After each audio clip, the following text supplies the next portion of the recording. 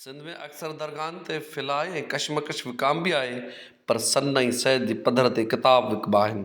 साल 2023 में 8 लख रुपयनि जा किताब विकिरो थिया ऐं साल 2024 में 13 लखनि रुपयनि जा किताब ऐं साल 2025 में सिर्फ़ु 10 कलाकनि में 16 लखनि जा किताब विकिरो थिया।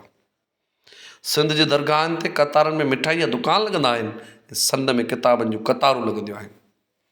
सिंध जे दरगाहनि ते माण्हू फसल विकिणी पैसा खणी बासल बासियूं खणी सिक्का ऐं सॻड़ा खणी घुमण ईंदा आहिनि। सन जे साईं जी सालगिरह ते नौजवान पका पोढ़ा मोहबत में सीस नवाए सुहाना थी ख़्वाब जा सांभा लाइ हर सिंधूअ जी आज़ादी लाइ ख़्वाब खणी ईंदा आहिनि। सिंधूअ जे साॼे कप ते ऐं लकीअ जे जबलनि मां जेको लियो ॿरियो शहद जी सालगिरह ते ईंदड़नि नौजवाननि खे न वॾेरे जी गाॾी जो आसिरो आहे, न भत जो आसिरो आहे, न को वरी ठीको ऐं कंहिं नौकिरी जो आसिरो आहे, पर हिते त टुटल दिलनि वारा बि ईंदा आहिनि पंहिंजो पाण खे जोड़णु।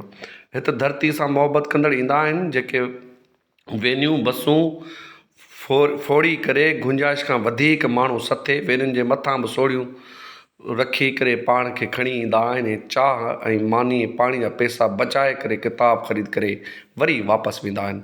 ही को आम तारीख़ी मेलो या न आहे, पर ही फ़िक्रे जीएम सैद जी सालगिरह आहे, जिते हज़ार साल शहूर हासिल करे ऐं नवां किताब वठी करे ईंदड़ सिंध लाइ आईंदे जो मुस्तक़बिल तहक़ीक़ करे नई सलामती सां वरी 17 जनवरी ते पेश थींदा आहिनि।